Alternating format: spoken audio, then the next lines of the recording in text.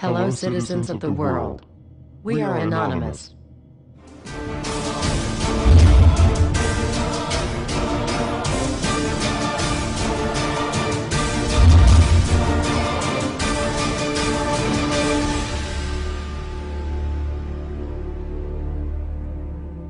Dear brothers and sisters, now is the time to open your eyes. In a stunning move that has civil libertarians stuttering with disbelief, the U.S. Senate has just passed a bill that effectively ends the Bill of Rights in America.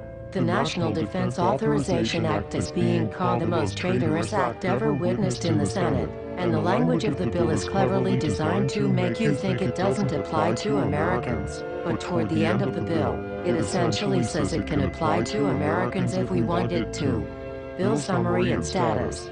112th Congress, 2011 to 2012, S. 1867. Latest title, National Defense Authorization Act 4. This bill, passed late last night in a 93-7 vote, declares the entire USA to be a battleground upon which U.S. military forces can operate with impunity, overriding posse comitatus and granting the military the unchecked power to arrest, detain, interrogate and even assassinate U.S. citizens with impunity. Even Wired magazine was outraged at this bill, reporting, "Senate wants the military to lock you up without trial." The detention mandate to use indefinite military detention in terrorism cases isn't limited to foreigners. It's confusing, because two different sections of the bill seem to contradict each other. But in the judgment of the University of Texas Robert Chesney, a nonpartisan authority on military detention, U.S. citizens are included in the grant of detention authority. The passage of this law is nothing less than an outright declaration of war against the American people by the military-connected power elite.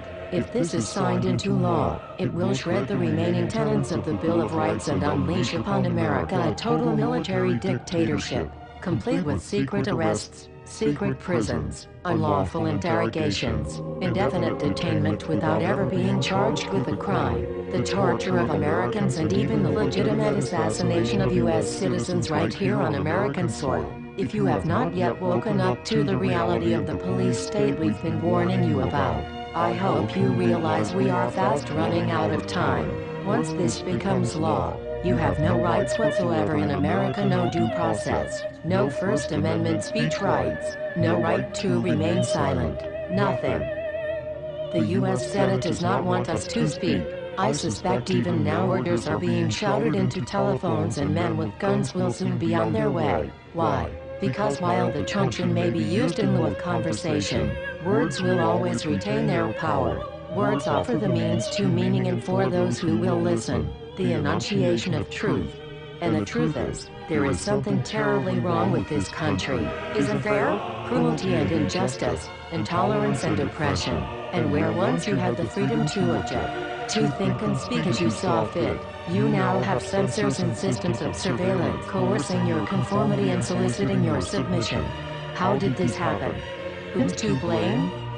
Well, certainly there are those who are more responsible than others, and they will be held accountable.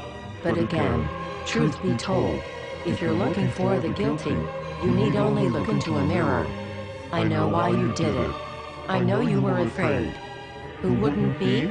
War, terror, disease. There were a myriad of problems which conspired to corrupt your reason and rob you of your common sense. Fear got the best of you, and in your panic, you turned to the now president in command, Barack Obama. He promised you order. He promised you peace. And all he demanded in return was your silent, obedient consent. More than 400 years ago, a great citizen wished to embed the 5th of November forever in our memory. His hope was to remind the world that fairness, justice, and freedom are more than words, they are perspectives. So if you've seen nothing, if the crimes of this government remain unknown to you, then I would suggest that you allow the 5th of November to pass unmarked. But if you see what I see, if you feel as I feel, and if you would seek as I seek, then I ask you to stand beside one another, 1 year from November 5th, 2011, outside the gates of every courthouse of every city demanding our rights. Together we stand against the injustice of our own government. We are anonymous. We are legion. United as one. divided by 0. We do not forgive censorship. We do not forget oppression. U.S. Senate. Expect us.